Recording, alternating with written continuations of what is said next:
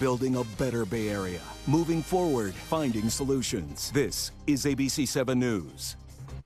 Hi there, I'm Kristen Z. Hope you had a great weekend. You are watching Getting Answers live on ABC 7, Hulu Live, and wherever you stream.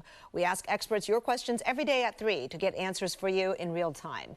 Today, our media partner, the San Francisco Standard, will be joining us ahead of Election Day tomorrow to look at where the 3 races stand and what election night parties reveal about the candidates. But first, COVID cases continue to drop, and with the state indoor mask mandate ending after tomorrow, the big question is, what about schools? When will the school mask mandate be lifted? California's Health and Human Services Secretary Dr. Mark Ghaly addressed that hot-button issue this afternoon. So based on our data, it's reasonable. I shared a lot of good, important data that's directionally coming down and coming down fast, that we're getting to a place where we can relax the statewide masking requirement in school. We will today not make a change. There'll be no change in the masking requirement, but on February 28th, full 2 weeks from now, we will reassess the data. So joining us now to unpack Dr. Ghaly's presentation, not one, but 2 respected Bay Area infectious disease specialists, UCSF's Dr. Peter Chin-Hong and UC Berkeley's Dr. John Schwartzberg. Thank you so much for joining us, both of you. You're welcome. My pleasure. So the big news, of course, kids must still wear masks in schools, but it seems like he's hinting, Dr. Ghaly's hinting, in 2 weeks, if things aren't worse, he might be able to say when the school masking rule will be lifted. Is that your take, Dr. Chin-Hong? Yes, it definitely is my take as well. February 28th, they'll reassess the data and then determine what the strategy for exit from a mask mandate would be. And Dr. Schwartzberg, does it make sense to you in 2 weeks? What are we expecting will happen between now and then? I think the state got it right. Given the trajectory of the number of cases, the decrease in the number of hospitalizations, we're in a terrific position right now. And if that trajectory continues, in a couple of weeks, the numbers are going to be so low that we can really start entertaining the idea of making some substantial changes with masking in schools.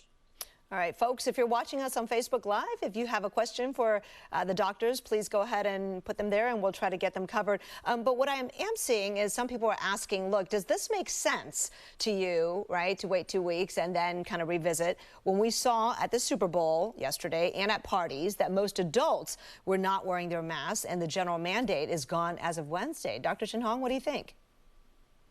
Well, I think the schools is probably one of the last places we want to tackle. And February 28th doesn't mean that we're all of a sudden going to rip off all the masks on February 29th on the leap year, March 1st, but rather look at where we are at the time. So, you know, if the Super Bowl results in a slower descent back to sea level, you know, we may see just a delay in that dispensing of the masks at schools. And Dr. Schwartzberg, how would you answer that question if people ask you, look, you know, what we're seeing is adults not having to wear their masks in all these places now. Why continue that in school when we know that children tend to do better, if you will, if they do catch COVID? Well, we have a responsibility to make sure our students are safe, our kids are safe, and they're spending an awful lot of their days in school. So we want that environment to be as safe as possible for them. So we want to proceed very carefully in making decisions that would reduce their level of protection. So I think the decision is very prudent to wait and see where we are in a couple of weeks. You know, what people do at the Super Bowl is not necessarily should be our bellwether for how we behave. In many ways, but I do ask you though, you know, looking at the Super Bowl, do you either one of you expect to see kind of an outbreak associated with that, whether it's the game or just all the parties that people are having, Dr. Chin-Hong? I really don't think that we'll see a surge from it, but what you may see is individual, you know, transmissions that might be small, because it's not really the Super Bowl itself necessarily, although a lot of people are shouting and screaming. And I did see a lot of videos and during the game myself. But yeah, it's the pre and the post. And if you're not wearing a mask then, you're certainly not going to wear a mask before and after. And because we're still seeing a fair amount of circulating virus. If you look at San Francisco, for example, we're only where we were around the New Year or the end of the year, not where we were Thanksgiving. So there's still so they're still going to be ping-ponging of a lot of virus. So I don't expect the whole community to see a surge, but there will be transmissions after the Super Bowl. All right. Getting back to schools, I wonder if, because Dr. Mark Galley kind of suggested this, that, hey, waiting 2 weeks, that allows us to also try to get the vaccination rate up. Is it not high enough in that school-age population? Dr. Schwartzberg, where do we stand there? Oh, it's not high enough, not nearly high enough. What is it? In kids between the ages of 5 and 11, you're talking about around 30%, 33% of the kids are vaccinated, way below where they should be. So we don't have most of the kids protected in schools right now with vaccines. So how do we protect them? We protect them by driving the cases in the community so low that there's very little likelihood they're going to get exposed. And we keep a mask on until those numbers are so low. That's why I think the state got it right. Either one of you think we're already at saturation point as far as the kids population? I mean, do we expect that vaccination rate to go up much higher? I mean, I realize we have the under 5s. That is still an untapped population because they don't have a vaccine yet. But I'm talking about like 5 to 17. Thoughts? Well, I hope that it goes higher. I don't think it may go much higher immediately unless there's a tagging, as Governor Newsom had hinted, with some schools and vaccination rates with lowering restrictions. But, I think that if it becomes a requirement for schools at some point after FDA approval, you would then for sure see an uptick in vaccinations. And I think a lot of parents are just watching and waiting as well. There's a large group of parents who might have gotten vaccinated themselves who feel still a little bit shy about vaccinating their kids. Right. We sometimes see different behavior, when it comes to themselves versus their kids and different decision-making process. I want to get to our viewer question, Simone. It's a really good one. Dr. Mark Galley cited that, cases are dropping here in California. We know that to be the case. But Simone wants to know, are cases really dropping, or is it more that there are people testing at home and not reporting their positive test results and therefore skewing our sense of belief that we're coming out of this? Dr. Schwartzberg? I think she makes a very good point that home testing, people are supposed to report their positive tests, but I think the vast majority of people are not. But, several studies have now been done to show that still the case counts that we have correlate pretty well with how the virus is doing in the community. So although they don't reflect exactly how many people are infected, they do give us a very good sense of the trajectory. And the trajectory is right now straight down. Okay. Like the big question of whether it's too soon or the right time to lift the mask mandate. As you know, the general one is gone as of Wednesday. Reasonable experts have different takes, and yours are a little bit different, if you will. I don't think they're quite opposite. But Dr. Chin Hong, you think now is the right time to lift the mandate. Why? Well, I think it's a baby step. It's not that I think, I'm in line with many people, which is that you still have to wear a mask in many situations. If you look at Dr. Galley's presentation, actually there's only one checkbox, which is you don't wear the mask. You don't have to as a vaccinated person in an indoor setting. But personally, I still will be wearing my mask. And if you look at the other boxes, they're all places where people will still be wearing masks in the healthcare setting, in congregate settings, like nursing homes, in the schools. So I don't think actually much will change except symbolically in the Bay Area. I hear what you're saying about you might still make the same choice still in many situations, and you expect many people in the Bay Area to make the same choice as well. But what are the reasons that you can point to specifically that makes you say, okay, I can see why this is optional now and I'm okay with it because we have this now and we didn't have it, for example, a few months ago or last June? So I think the main strategies that we have now is multimodal. Although I'm a big vaccine fan, number one, number two, and number three, most important things to do. We have increasing supplies of Paxlovid, Molnupiravir, the oral agents, monoclonal antibodies. We have testing as a strategy. So not everything is hinged on the mask, although I think they're a very easy thing to use. and very portable and acceptable in many situations. So that's kind of where we are. The other thing that's different is that we have better guidance around the type of mask that we wear. So in the old days, when someone was wearing a cloth mask, I probably wouldn't feel as confident for one-way protection. But if you're wearing at least a surgical or a KN95 or an N95, you probably would have more protection as a person versus everyone having to do the same thing. Okay, so having more protection tools, that's part of it for you. Dr. Schwartzberg, I know having all these things make you a little more comfortable as well. Nonetheless, and correct me if I'm wrong, you think that maybe we're moving just a couple weeks too early, and maybe it's just a little bit too soon. Why do you say so? Well, as Peter just mentioned, the numbers are coming down, but they're still high compared to where we were, for example, a year ago when we had other restrictions. So I think that, what are we talking about? We're talking about a couple of weeks difference here. I'd like to see us drive the numbers way down so that when we do loosen up restrictions, that we're starting at a very low base. So 2 weeks difference in terms of what the base may be. It's almost a difference that makes no difference. I think part of my feeling relates to my sense of this, actually the reality of what we've done throughout this pandemic. Almost, not every time, but almost every time we have a surge, when the numbers come down, we loosen up too soon and we have a new baseline that's higher. And so when we have another surge, that surge starts on that new baseline and it builds on that. And so I'd just like us to see it, drive it way down to where we were like on June 1st of 2021. And then if we have to deal with another surge or some fallout from the Super Bowl events, et cetera, that we won't see much of a perturbation of the system.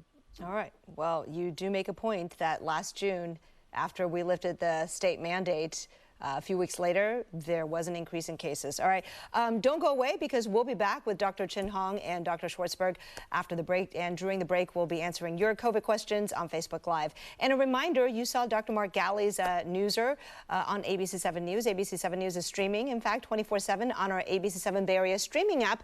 So we did have that news conference on the app, and you can get the latest breaking news, weather and local news anytime you want. It's free, easy to download on your Roku, Apple TV, Fire TV, and Android TV devices. We'll be right back. All right, Dr. Chin Hong and Schwartzberg, thank you both so much for being here. I want to get to some more viewer questions. Gretchen says, my husband has a heart condition and we have been living very isolated. If I venture out, can I go back to cloth mask or should I stay with K95 for now? Gretchen, this is your lucky day because we'll poll both doctors. Dr. Chin Hong, you first. Well, I think if Gretchen is living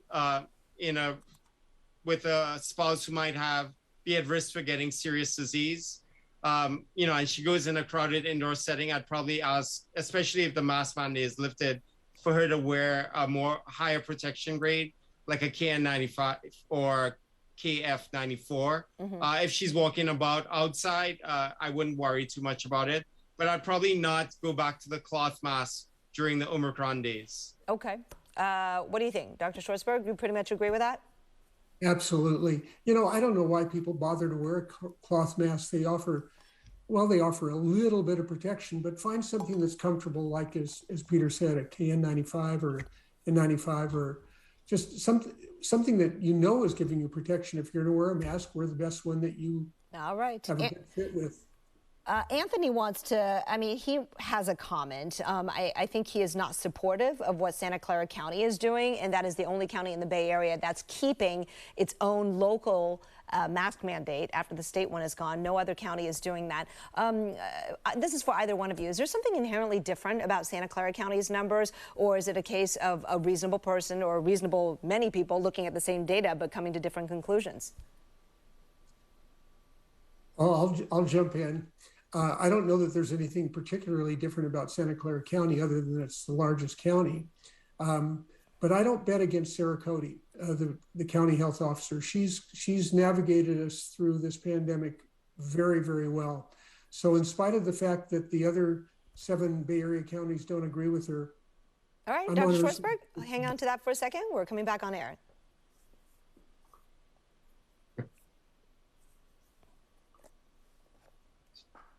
We've been talking today with two infectious diseases specialists, UCSF's Dr. Peter Chin-Hong and UC Berkeley's Dr. John Schwartzberg.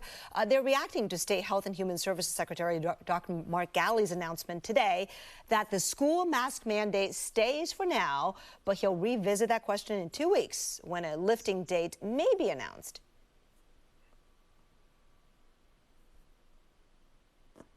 We will use this opportunity to remind students, families that this is a great chance to get vaccinated, that vaccines are free, safe, and effective, that they do a lot to help protect not just the individuals, but the community at large. And we're going to look at all of these different factors as well as trends around the globe and the nation, ensuring that we aren't seeing upticks and increases down the road. All right, so doctors, if mask wearing in schools is no longer a state mandate, can individual counties or school districts require their students to wear masks still? Dr. Chin-Hong? Yes, definitely. I think that despite whatever guidance comes from the state, that individual school jurisdictions can still institute their own rules, depending on their own situation. Okay. When it becomes optional, do you still think kids should wear masks in school? Of course, there's no easy answer, but Dr. Schwartzberg, maybe you can offer parents some advice, maybe looking at the situation in their environment or their own personal situation. Well, sure. If the parents are vaccinated and they've created a safe environment for the child right there, a lot of it's going to depend upon the parents' comfort, as well as the child's comfort. I know that a lot of children feel much more comfortable wearing the mask right now, and to tell them to take it off might make them anxious. So I think that it's going to depend upon how safe the environment is out of school. That is, have you built a vaccination ring around the child with vaccinating the parents and anybody else living in the home, and child's degree of comfort. Okay, thank you so much for that. Dr. Galley today also emphasized that the state prioritizes kids staying in school and getting in-person learning. Now, some people say if that's the goal, the state should not mandate the vaccine because that will bar many kids from attending in person. And when you look at the vaccination rates, Black and brown students are more likely to be unvaccinated. I'd like to get your takes on how we deal with that. Dr. Chin-Hong? I think if you really want to think about equity, one way to start off with is with the masks, because again, you want to try to keep kids in their seats as much as possible. And by keeping it a safe environment, you make sure that the school is open and the classes are open. And that's what the mask can do for to get to that destination. In terms of the vaccines, it is, we require so many other vaccines. So the same can be said with it. We do know that vaccine mandates historically have worked in schools, and Dr. Schwartzberg is an expert in that himself. But, eventually this will probably encourage more people to get vaccines so that they do remain in school. The goal is not really to use vaccines as a rod to hit people if they don't do it. It's to encourage protection of the community to keep the environment safe. So that's kind of where I stand. We're probably not ready for mandate right now, but over time we will definitely expect that it might be in place. Yeah, Dr. Schwartzberg, I would love to hear your thoughts, as well as your thoughts on whether you think religious or personal belief exemptions should be given to students. Well, that's a legal question in part.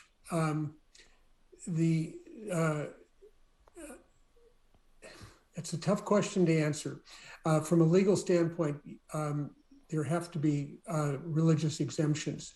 From the standpoint of how many people are going to apply for that, and are they genuinely religious objections, that really has to be adjudicated by whoever's enforcing the mandate at that time.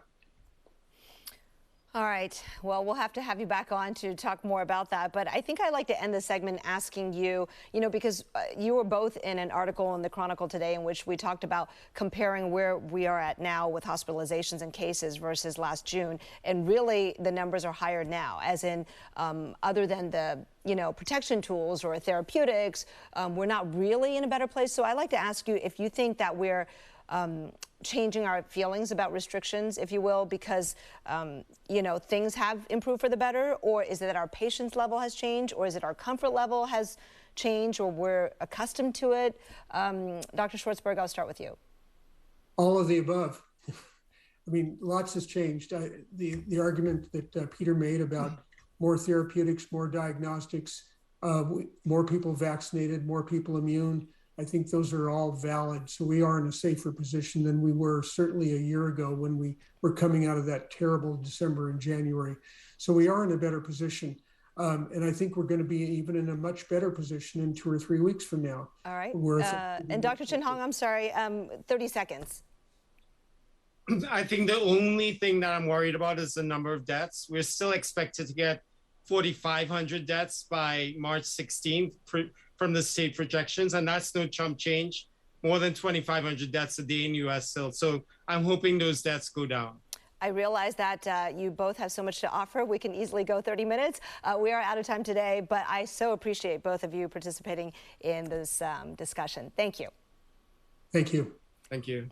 And we'll be right back with a look at San Francisco's special election. All right, everybody, thanks for joining us. Stick around, don't go away. I'm going to now prep for my next interview, which is a look at San Francisco's special election tomorrow. So enjoy this gorgeous view of the Bay.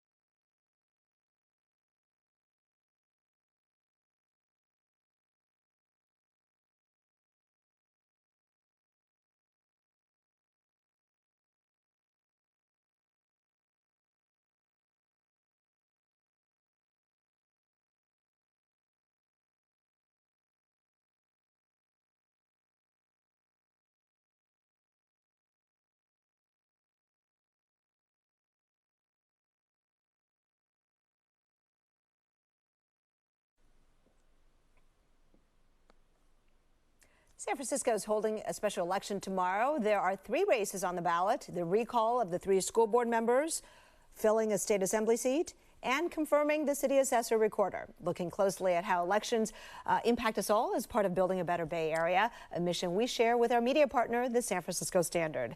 This election eve, the Standard examines the races, the impact of a new moderate political advocacy group, and the differing election night parties. Joining us now to talk about all this, San Francisco Standard reporter Sarah Wright. Sarah, great to see you.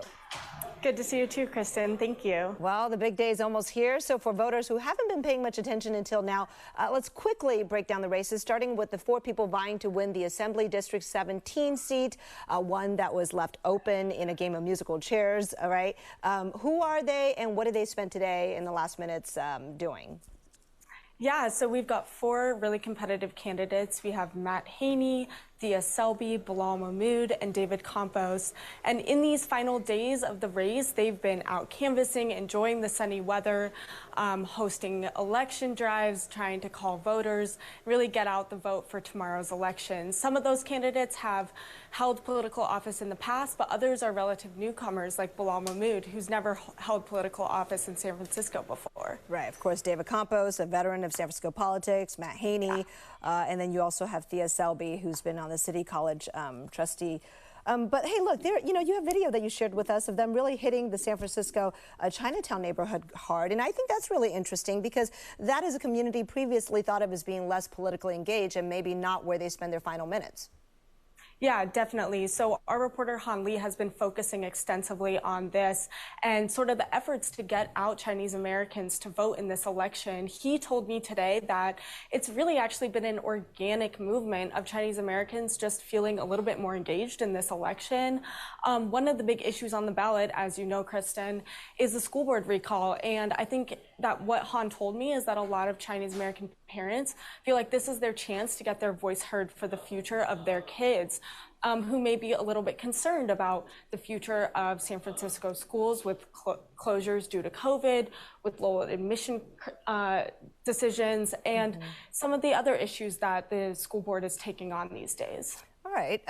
Also, let's not forget there's a city assessor. The appointed city assessor, Joaquin Torres, is running unopposed, so not really much drama in terms of the outcome. But how he got there speaks to the drama in City Hall and some of the corruption scandals. Yeah, so that seat is really important in the city. He is kind of in charge of the city's property taxes, which make up a big part of the city budget. So while, like you said, there's not a lot of drama in this election with him, he's in this seat today because of last year's City Hall corruption scandals.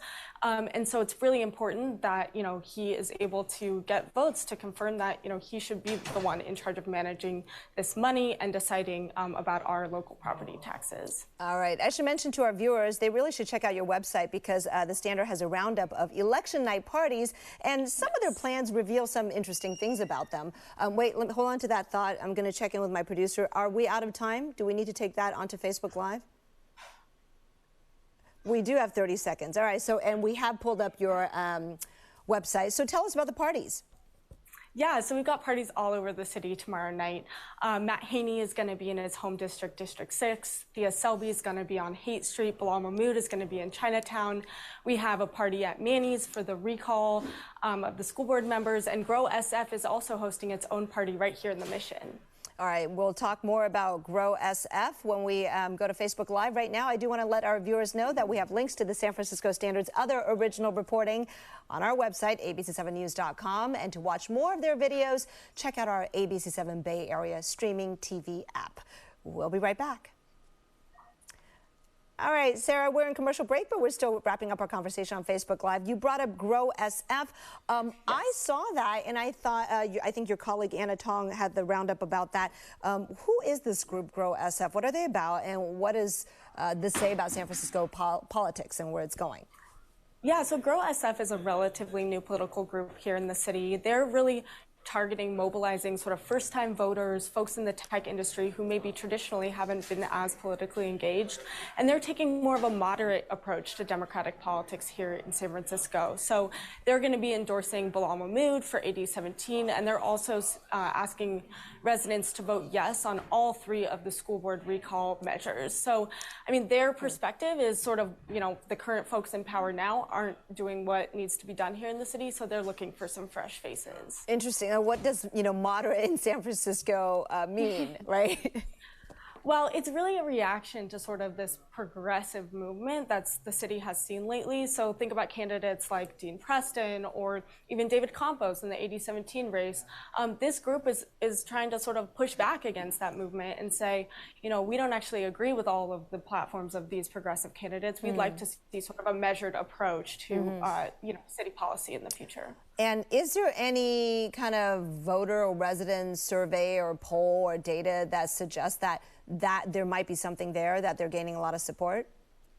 I think we see it sort of in how the conversation has evolved throughout the pandemic. I mean, with this school board recall, for example, started as a small-ish movement. I think once, more money started to get involved or people started to be aware of the recall effort, people started to feel energized by this idea of like, hey, let's get some new, fresh faces in the city. So, this election tomorrow, Kristen, is really the test to see if those sort of movements have any teeth and if people are rallying under that sort of objective. All right, Sarah Wright with the San Francisco Standard. Thank you so much. Great work there, and I invite folks to check it out. All right, take care. Good to see you.